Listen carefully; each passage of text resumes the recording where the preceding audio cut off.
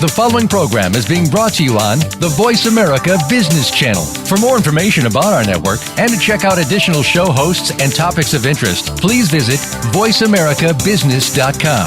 The Voice America Talk Radio Network is the worldwide leader in live Internet talk radio. Visit voiceamerica.com. The views and ideas expressed on the following program are strictly those of the hosts or guests and do not necessarily reflect the views and ideas held by the Voice America Talk Radio Network, its staff, and management.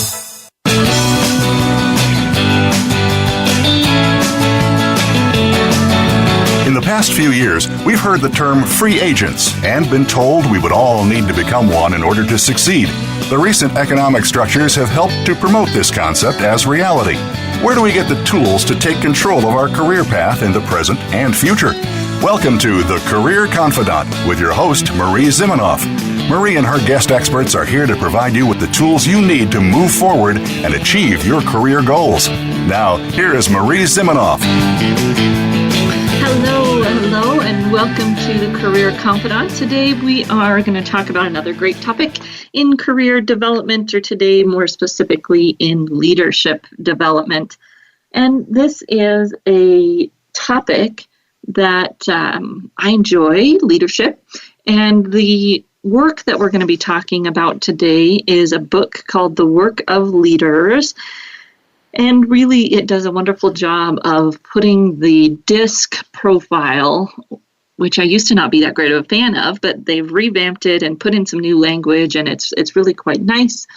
And this book puts that context into action, really. How can you use what comes out in a DISC profile, put it together with some of the skills that we know are important in leadership, and give yourself some fairly specific, targeted actions based on your personality to be a better leader. So they did a lot of research when they were doing this program, and there's actually quite a bit of nice research behind the new DISC, which is part of why I like it.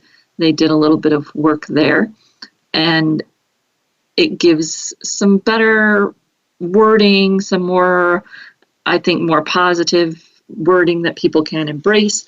And it's also based on more updated research and therefore a little less sexist. The original DISC, to me, always was very male voice. So Work of Leaders takes that assessment and it takes it to that next level of what does this mean for you if you're leading groups.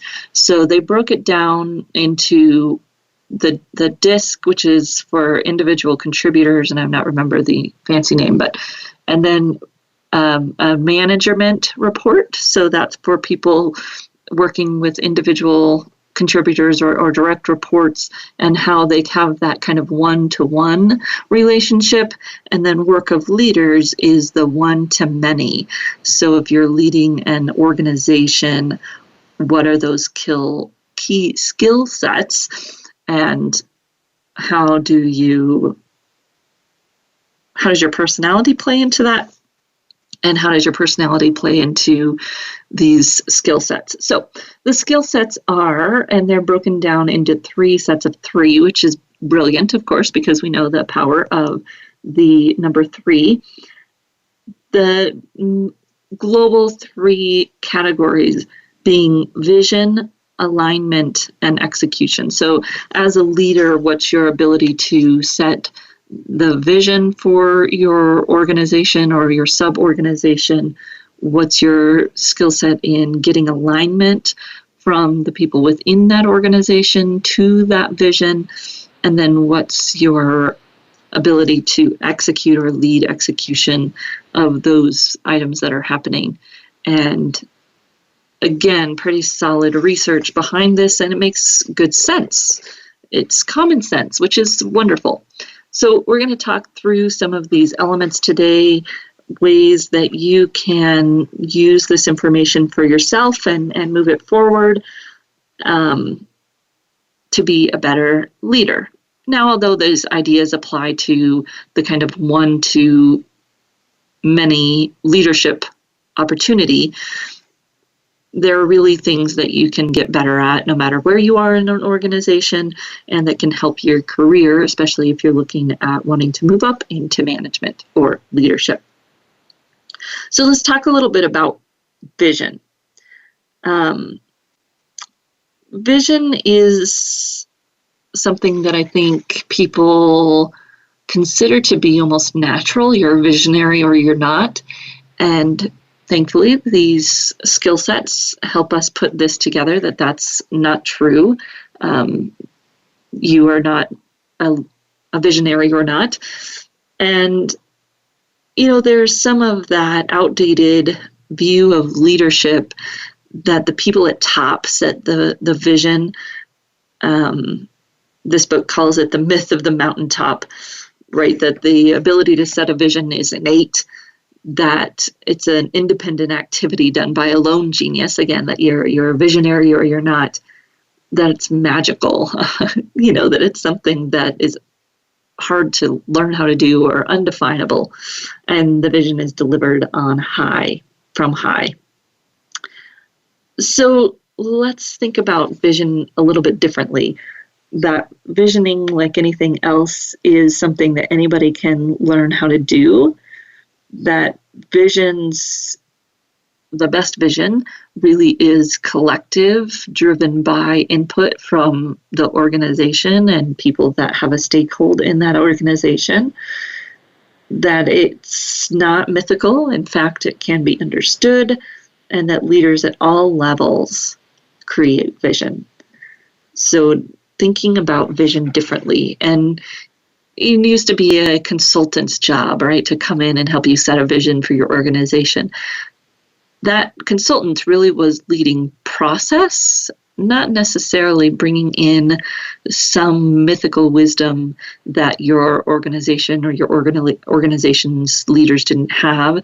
The reason it's nice to have an external person come in to help you with your vision is simply to facilitate the process and make sure everyone gets heard, not because a vision is something difficult and or impossible to do.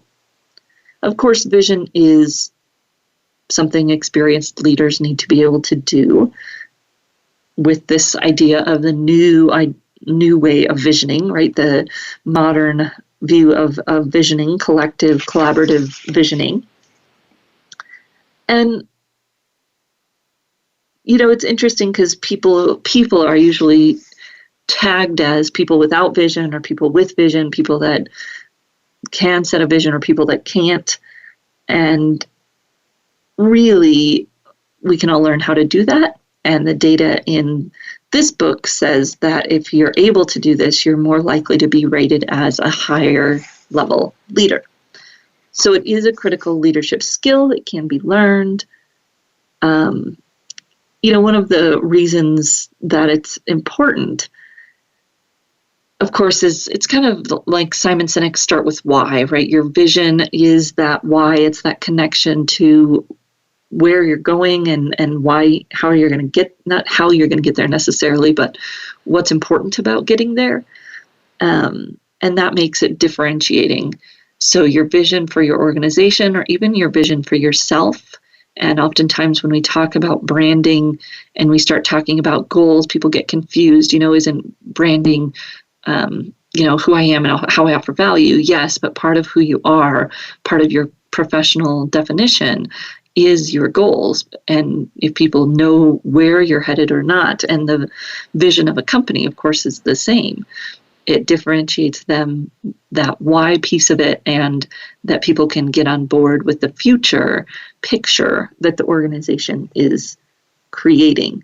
Therefore, it also provides purpose to the people who work with you, but they can see how their bit adds into getting to the vision. It's a very important part of being a leader and retaining talent, getting people engaged, having people actually do something to help you, is how you set that vision and how you get people engaged in delivering it. So vision at all levels really is the opportunity to practice this skill no matter where you are. And of course, you can practice it for yourself. A very important part of your career development is having a vision for yourself professionally. Sounds easy, typically not. So there's 3 elements or 3 skill sets underneath this vision umbrella from our work of leaders. And I did forget to say who wrote this wonderful thing. Julie Straw, Mark Scullard, Susie Kukkonen, and Barry Davis. So 4 authors put together this fairly decent resource at a small cost, small book, chock full of information. So exploration is the first skill set under vision.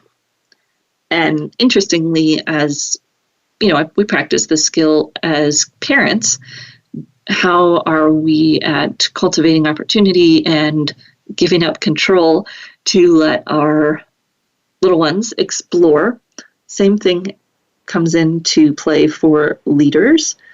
To be able to uncover possibilities and to engage your team, giving them the opportunities to uncover possibilities, the what ifs. Not every direction is going to be a good one, but this is just exploration, says this book. I like that line. So some people live for new opportunities, right? They clamor after that, and some don't. But it's really that opportunity to explore that's important for all members of our team, even those who may be more reticent or those that we might not consider clamoring to do this kind of activity. They all want to help.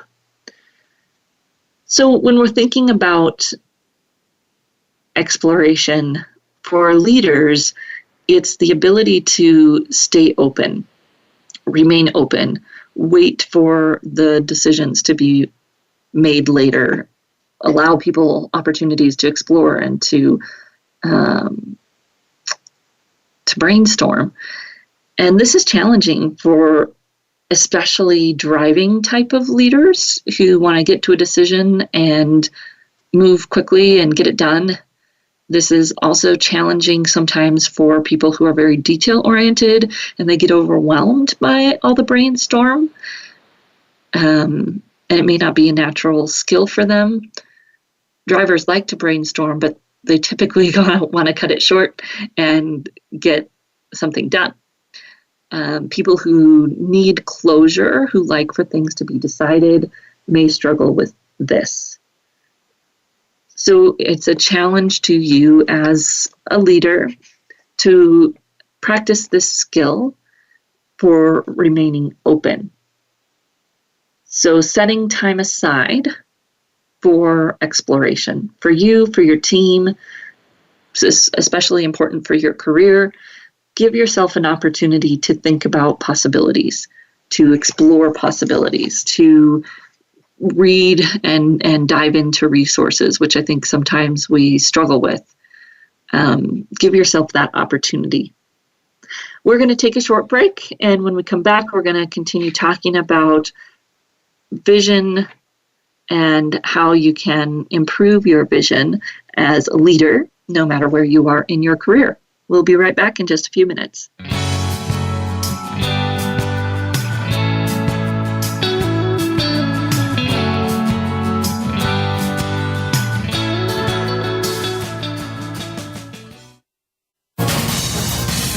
Voice America Business Network, the bottom line in business. You know that the career landscape has changed and that you need to be proactive about managing your career. You can have the foresight, skills, and confidence you need to take charge of your career and seize opportunities. A strategic advantage and career expert, Marie Zimenoff has helped thousands of leaders like you get focused, get found, and get hired. Visit getcareersmart.com to find out more. That's getcareersmart.com or call 800-521-2080 to schedule your complimentary consultation.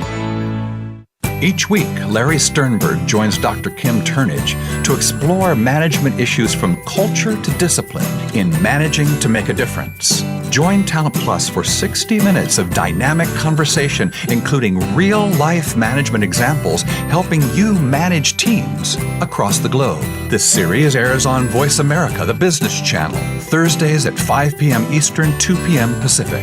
Managing to Make a Difference every Thursday afternoon with Larry Sternberg and Dr. Kim Turnage. What can we do to prepare for a career-altering interview or presentation, land an important deal, or simply play a great game of golf? These activities depend on preparation and execution, which grouped together we call performance. Uncover the mysteries of our mind and unlock the secrets of great performance by illuminating the mental side of life. When we better understand why we do the things we do and what keeps us from accomplishing our goals, we elevate our success. Listen for The Mental Game of Life with Dr. Christie, Mondays at 4 p.m. Pacific on Voice America Business. Follow us on Twitter at VoiceAmericaTRN. Get the lowdown on guests, new shows, and your favorites. That's VoiceAmericaTRN.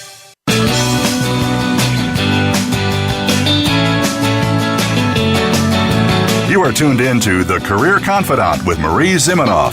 If you have a question or comment for Marie or her guest today, please call 1-866-472-5790. That's 1-866-472-5790. You may also send an email to marie@astrategicadvantage.com. Now, back to The Career Confidant. Welcome back to the Career Confidant, and today we're talking about the work of leaders, a book and assessment that really puts together skills and personality to give you some practical steps on how you can improve as a leader. Obviously, you don't have the assessment, but I'm still going to give you some of those practical steps you can take, and you can probably figure out where your weakness areas are and some steps you could take that align with your strengths to get better in those areas. So we talked a little bit about vision and exploration, remaining open to new ideas, and then the next idea there is prioritizing the big picture. And if you have the background in marketing, you may already be familiar with Patrick Lencioni's book, The Advantage, and he poses 6 questions for leaders. So you can Google this or come back and listen to it later. Patrick Lencioni's The Advantage, 6 questions for leaders. Why do we exist? Why do we exist? How do we behave? What do we do? How will we succeed? What's most important right now? What must we, or who must do what? Right? We've always got to have something, ownership. Why do we exist? How do we behave? What do we do? How will we succeed? What is most important right now? And who must do what? So focusing in on the big picture. So you are exploring, you're brainstorming, you're focusing it to the big picture. When people are brainstorming, it's always a great idea to have a parking lot. So if they brainstorm an item that's not really effectively going to impact the big picture, you can put it in the parking lot, which means we'll come back to it later. So second skill under vision is boldness. And, this is one of the areas I see people really struggle in their career. And it's challenging because there's practical considerations to being bold, right? Individually, and in a business. But individually, we can't take risks when we need to put money on the table, food in our kids' mouths, those types of things. But boldness is difficult for lots of people to really promote a vision that is bold, and to think about what keeps you from being bold in your organization, what keeps you from being bold in your life. People don't like disruption and change, as their research points out. Probably didn't need research to tell us that, but people don't like that disruption and change. Oftentimes people don't like bold people, even though over the long term they might. And, leaders might not feel like you have enough power to be bold. Of course, it's risky to be bold. You might make mistakes. Really, it's one of those things that you think, oh, but it's not worth the risk to be bold. But when we look at it, to really be different, to stand out, to achieve most things, takes that element of risk. It takes that willingness to be bold. It takes someone on your team being willing to step up and say something.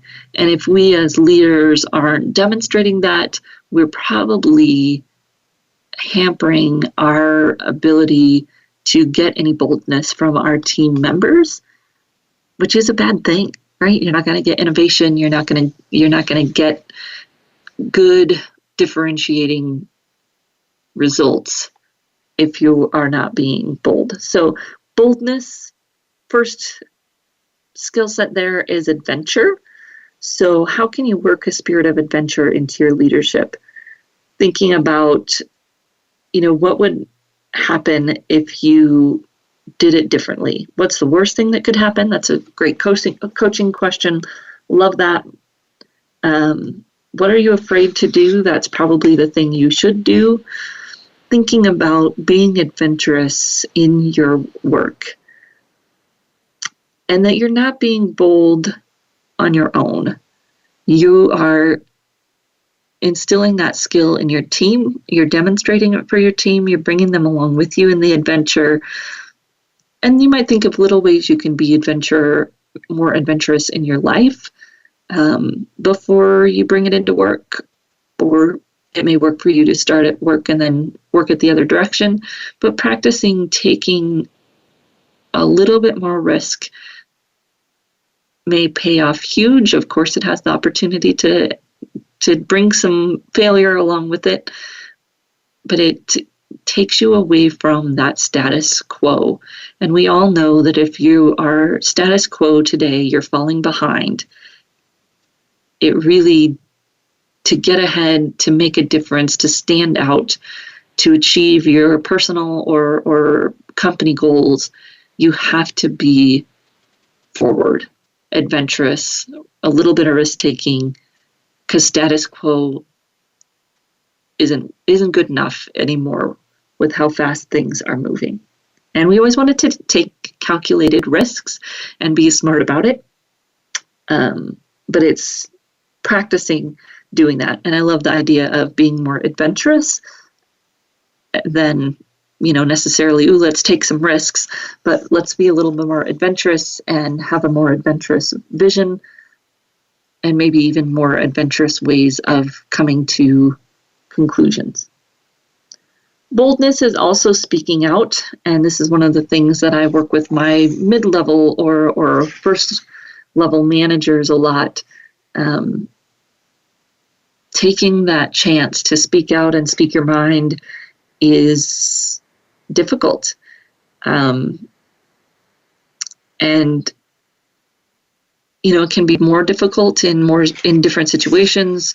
Of course, age and tenure and sex all can play into our fear of speaking out. So start small. You may even start by asking questions. They recommend you let me play devil's advocate for a minute. So that opportunity to have a voice, to speak out or share your bold idea. So those are our skills within boldness: adventure and speaking out. Start small, take little steps, and start to bring those more into your leadership. Third element of vision is testing assumptions. So most of us bring assumptions into the workplace about how the organization operates, how people operate. Experienced leaders, have an idea that it's important to test their assumptions. to look at how other people are reacting, to pay attention to what's going on. But we are really prone to overconfidence when it comes to what we think. In fact, the more that we think we're right, usually the more wrong we are. So it's really important for us to practice this in terms of testing assumptions. So the first kind of action there is seek counsel. So how many people do you seek counsel from at work? We think that to be a great leader, we have to be strong and independent and not ask anybody else what they think. In this study, they found that 40% of leaders don't seek counsel because they prefer to trust their own instincts. Asking to someone to give you an honest opinion, may be scary because they might poke holes in your idea. And if you want to engage your team, there's really no better way than to bring them in and ask them for their feedback on the direction that you're headed. It's nice to approach people individually. One-on-one conversations can be a lot more effective than a group conversation, which can lead to either groupthink. That was a Freudian slip there, where you get stuck in something that's not as helpful to you, or everyone has the same idea even though they wouldn't have it individually. Groupthink, going down a rabbit hole. Groupthink, everybody thinking the same thing. I think that's a new term I just developed there, groupthink. Testing assumptions, the other skill there is exploring implications. So what would happen if, and using a prototype or a pilot. This is the whole idea of agile, right? That instead of waiting until something is perfect, you're going to start testing it in the market or with your team or whatever it might be, so that you can have a better outcome at the end. And instead of waiting until the end to start having conversations with people, you do that during the process.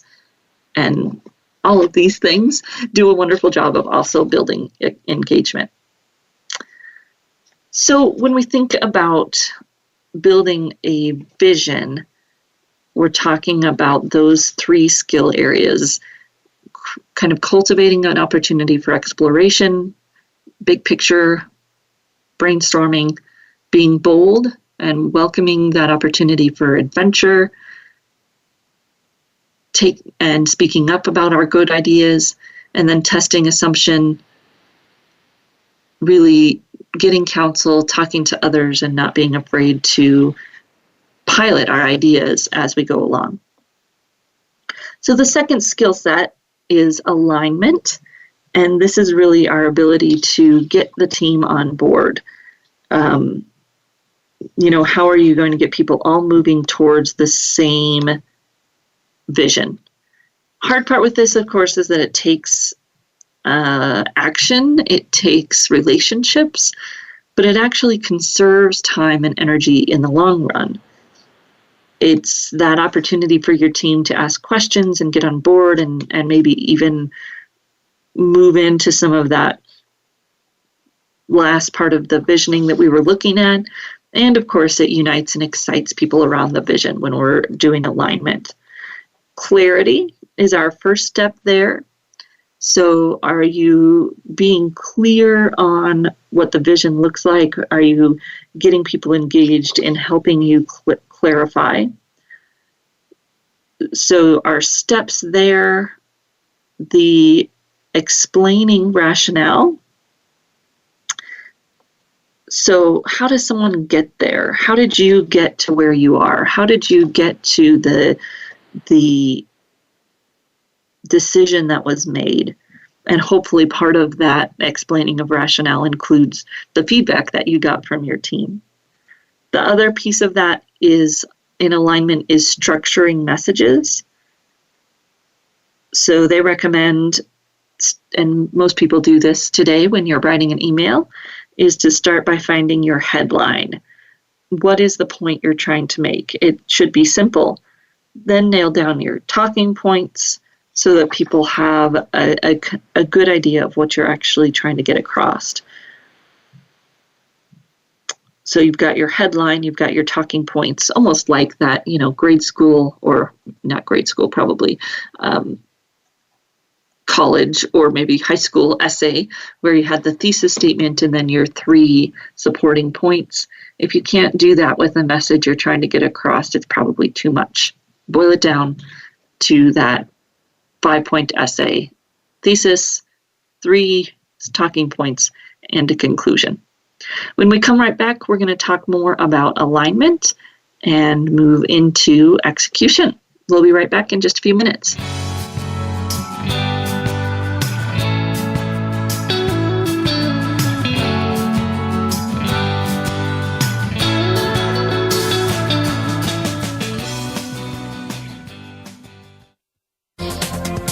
The business community's first choice in Internet Talk Radio.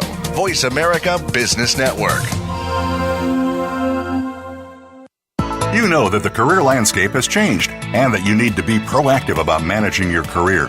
You can have the foresight, skills, and confidence you need to take charge of your career and seize opportunities. A strategic advantage and career expert, Marie Zimenoff has helped thousands of leaders like you get focused, get found, and get hired.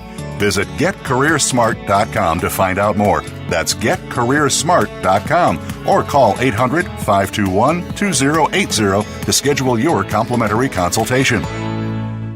If you want to hone the right skills to become a CEO or stay there as a competitive strategic leader, check out CEO Academy with Pam Lassiter. You'll learn the tips to success and hear from the experts who are at the top of their games. You'll make your company stand out from the competition and build your own reputation in the process. Top executives are made, not born. So take charge of your future growth. Listen for CEO Academy with Pam Lassiter.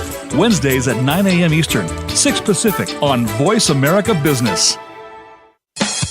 Tune in to The Soul of Enterprise, Business in the Knowledge Economy, with co-hosts Ron Baker and Ed Kless. Ron and Ed will show you how to recognize that wealth is created by intellectual capital. It's all in the possibilities that we can create and that are created for us. These possibilities are destined to be discovered by human imagination and through the service of others, creating a brighter future for all of us. The Soul of Enterprise is heard live every Friday at 1 p.m. Pacific Time, 4 p.m. Eastern on the Voice America Business Channel and simulcast at the same time on the Voice America Variety Channel. Think you've seen everything there is to see in online television? Let us surprise you. Visit voiceamerica.tv today for sports, health, business, and more on demand 24/7.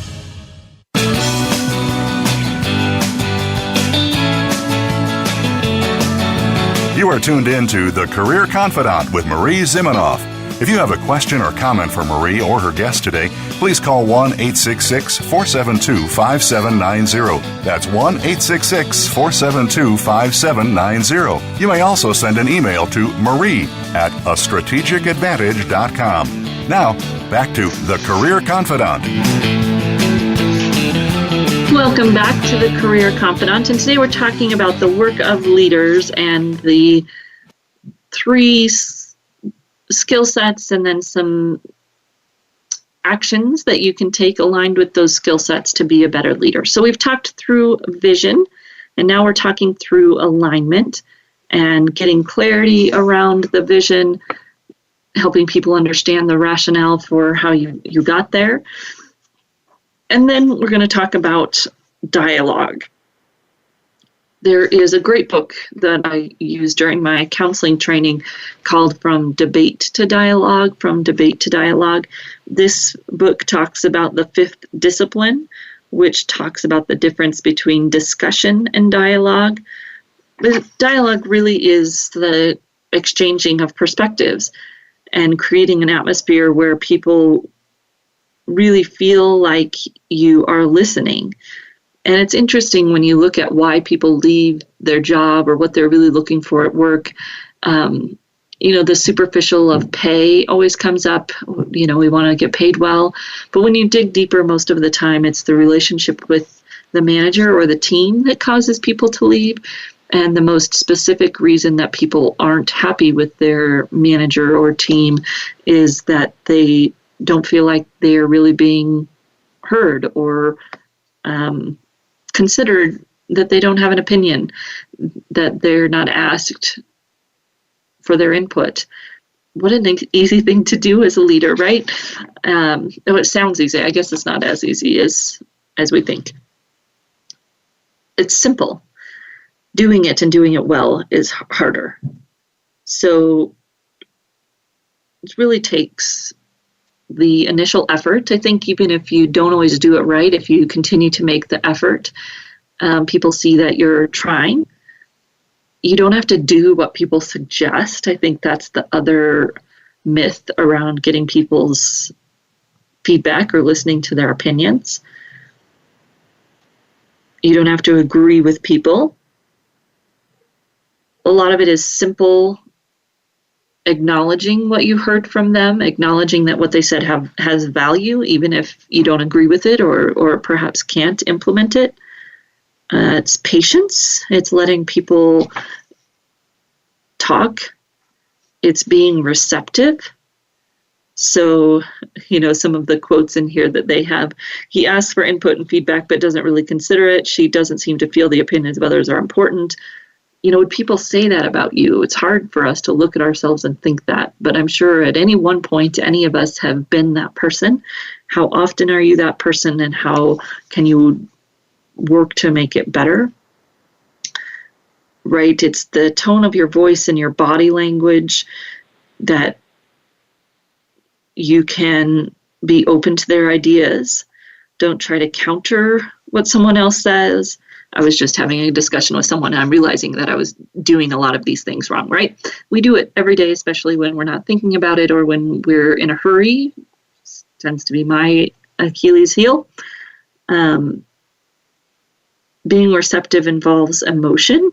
So you leaders that struggle with empathy and emotion and caring what other people think, this is going to be hard for you, and it is important. People do care that you care what they think. So curiosity is the place you want to come from here. You're curious as to what other people's feedback is. You're genuinely curious in what they think. It does not mean you have to agree. It does not mean that you necessarily even have to act on it.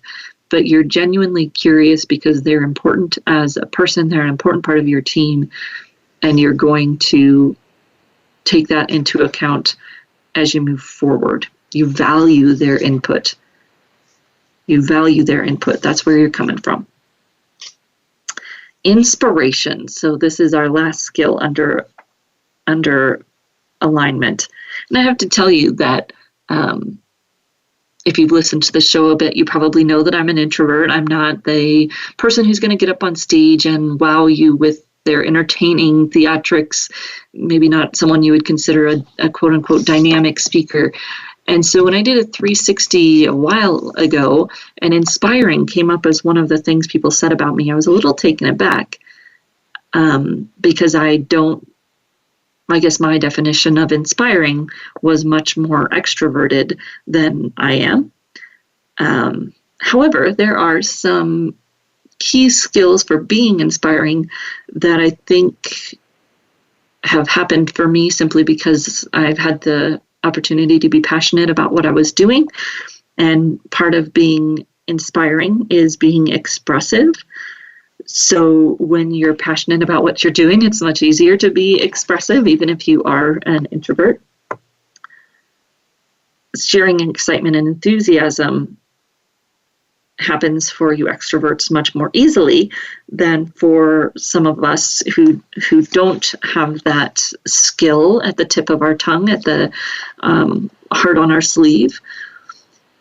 So this is our ability to connect with our own feelings and be willing to share our feelings. And this is hard for a lot of people. It's hard for introverts to think about sharing feelings with a group of people or people that we don't know that well or in a big group.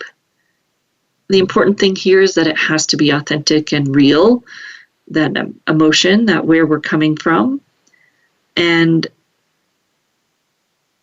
it really is that ability to connect with people on an emotional level and share that energy. And your emotions and moods, if you will, rub off on everyone else. So if you tend to be cynical, unsure, or pessimistic, the examples from the book, your group is going to mirror that. If you tend to be optimistic, your followers will be the same. So we want to think about our emotions, have awareness of our emotions, and share them in appropriate ways. And sometimes for introverts, that takes practice. May even take, as part of your speech planning, that you plan to talk about your emotions and you plan how you're going to share that with the group so that it's still authentic, but it doesn't catch you by surprise or you don't forget to do it when you get up there in front of the group. Second part of inspiration is being encouraging. So this is part of what happens with an organization when they have a common enemy, or when, you can all agree that there's something that you want to do, a noble cause, if you will, rallying cry, encouraging people to move forward. You want to think about what you want to use to encourage your people. If you listen to any of Simon Sinek's work, you'll find that compensation and bonuses can be a good motivator at some point, and then it can create a kind of dog-eat-dog, we don't do things for each other, we do them for ourselves world, which usually doesn't have much long-term viability. So that is alignment, clarity, dialogue, inspiration. Then, of course, we actually have to do something now that we've got everyone riled up. That is execution. Making the vision a reality. And this is another thing where people seem to think that this is a specific person, right? The leader doesn't do that.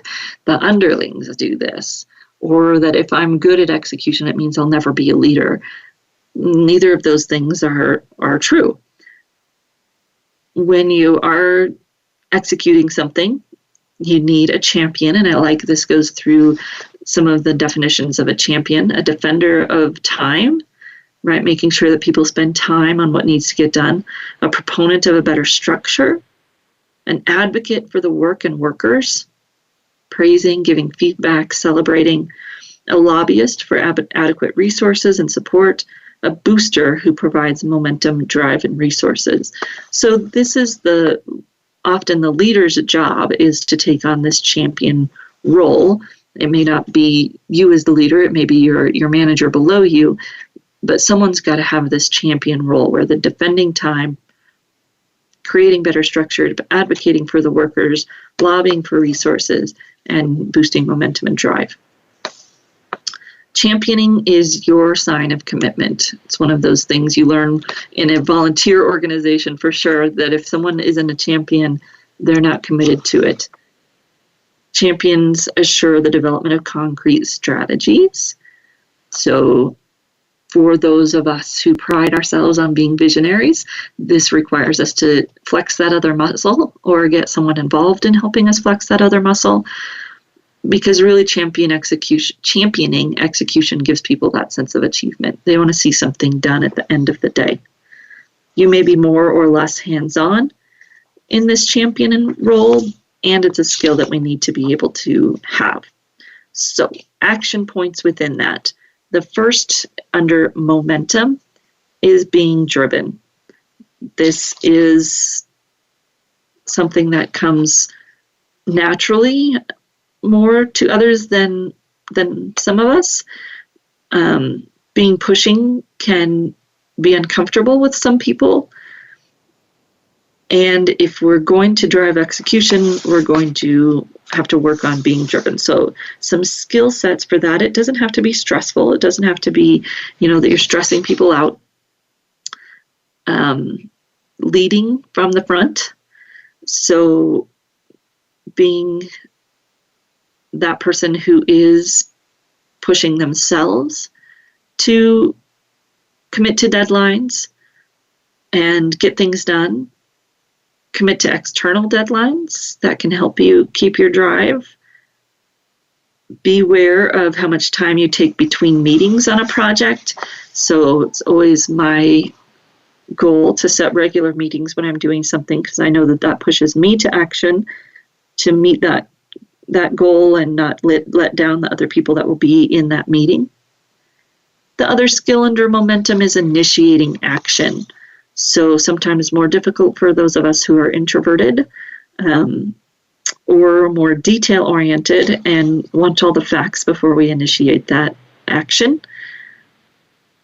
Initiating action, it takes energy, and really, again, is one of those lead from the front skills. Are you taking some of those risks and being out there to initiate the action? Develop a habit by focusing on the most important challenges and making that concerted effort to initiate action to overcome those challenges. Setting daily goals or some kind of checklist that helps you take small actions towards the goal. We're going to take another short break, and when we come back, we're going to finish going through execution and do a quick wrap-up. We'll be right back in just a few minutes.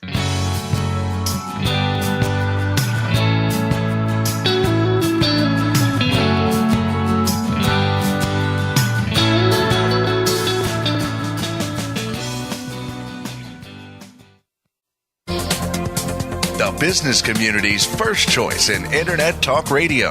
Voice America Business Network. You know that the career landscape has changed and that you need to be proactive about managing your career. You can have the foresight, skills, and confidence you need to take charge of your career and seize opportunities. A strategic advantage and career expert, Marie Zimenoff has helped thousands of leaders like you get focused, get found, and get hired. Visit getcareersmart.com to find out more. That's getcareersmart.com or call 800-521-2080 to schedule your complimentary consultation. How is your company's marketing plan? Could it use a little help? For most businesses, the answer is yes. Tune in each week to Marketing That Won't Break the Bank.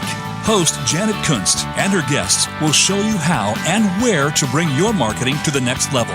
Each show will feature action strategies that you can implement right away and see results. We'll make this easy for you. Start by tuning in every Wednesday at 12 noon Pacific Time, 3 p.m. Eastern Time on the Voice America Business Channel. Game-changing technologies and strategies are transformational, exciting, and disruptive for a reason. They shake up your status quo. They get you thinking about new ways to scale, compete, and grow. They move you in amazing new directions. You're invited to take your coffee break with Game Changers on Tuesdays for our special series on partnerships, changing the game for digital transformation. Learn how you can become the savvy leader who takes your organization across the finish line as you look ahead to the next wave of business innovation. Partnerships, changing the game for digital transformation, presented by SAP on the Business Channel. Become our friend on Facebook. Post your thoughts about our shows and network on our timeline. Visit facebook.com/Voice America.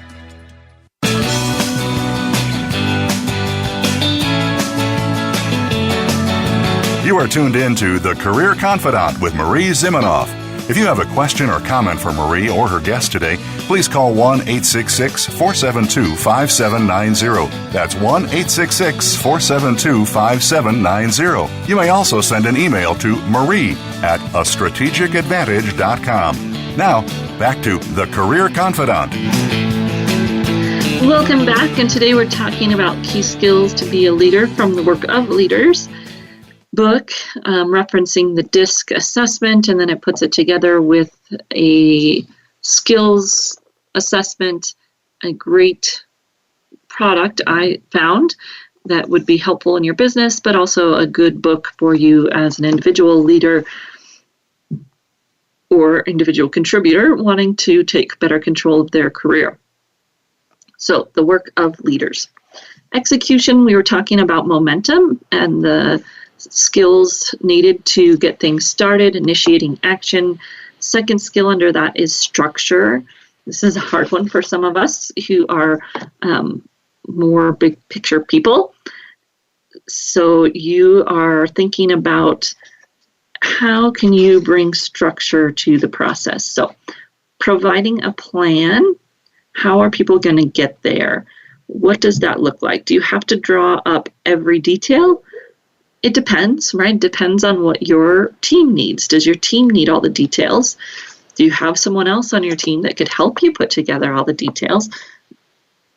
When you are looking at putting together the plan, ask your team, what do you need to do to get from where you are to where you want to go? How much of the plan do you need to put together before you ask that question? That probably depends on your team. But it's important to stay involved in the planning process, even as a leader, so that you can provide the resources people need to do it well. Analyzing is the second skill within structure. So how good are you at appreciating the purpose of the execution and having a firm handle on all the moving parts? Do you understand how things connect so that you can provide what people need to get things done and anticipate the contingencies? In-depth analysis doesn't disappear once you have a plan in place. It's that ability to anticipate or evaluate what's going on cause and effect wise, and is it working? Create an environment where there is timely and consistent communications. That's over communicating as a leader and helping your team set up structures so that they can communicate, and think critically about what might happen and how can you plan ahead for those contingencies. Setting aside time to think, which a lot of research shows we struggle with at work. What are you going to do to set aside time to really think through what's going on and be ready for what might happen next? Third skill under execution is feedback, and how we do at addressing problems and offering praise. So addressing problems, people sometimes don't speak up about things because there's, politics, agendas, prejudices, legacies, personal insecurities. But when people don't hold other people accountable, it's usually driving someone else on the team crazy. So addressing problems. Candor, transparency, trust. Make yourself vulnerable. Acknowledge when your decisions are less than fantastic. Err on the side of over-faulting yourself for bad calls, right? You're the leader. You don't want to overdo it, but err on the side of you taking responsibility for what's going on. And then focus on problems, not on people. Keep people's eye on the prize. You're not placing blame. You're going after a solution. Then, of course, offering praise. 40% of followers ask their leaders to do a better job in acknowledging their contributions. This is one thing that we really don't do well enough.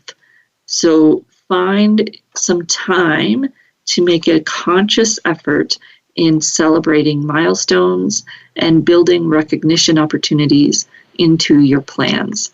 Pass along outside praise.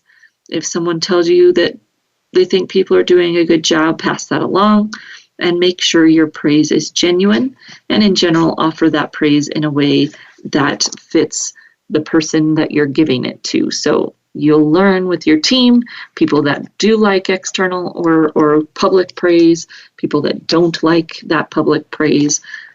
Start to learn that about your team so that you can offer them praise in a way that fits for them. So we're going to go through a quick checklist here. I'm not going to give you all of the action items that they share because it's a little overwhelming, but just a few checklist items to wrap us up here. So we started with exploration. Give a chance for ideas to percolate. Let your organization brainstorm, ask critical questions that help define the big picture for your group. Be bold. Show confidence in the group by challenging them with a bold idea. Share responsibility for the bold vision with those around you. Speak up. Be adventurous. Test your assumptions. Find people you trust to consult with. Approach people individually rather than as a group. That's my lesson for today. And consider that agile mindset where you're doing prototypes and piloting as you move forward. Clarity. Be straightforward and transparent. Find the headline in your message and be clear about what you're trying to say. Dialogue. Have one-on-one conversations with people. Practice reflective listening. Be careful not to debate or battle for your own side. Inspiration. Identify your passion. Share that with others. Come up with a rallying cry. Get everyone on board. Momentum. Lead by example.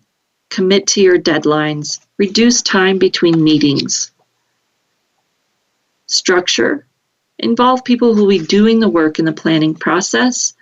Expect planning to be iterative and stay involved. And lastly, feedback. Create a culture of candor and trust by acknowledging your own mistakes. Have regular semi-formal dialogues about what isn't working. Focus on problems, not people. And make sure your praise is genuine and giving the way people want. So, quick look at the work of leaders.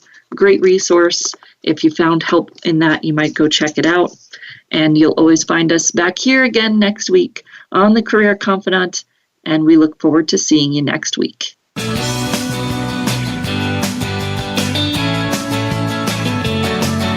Thank you for listening to The Career Confidant.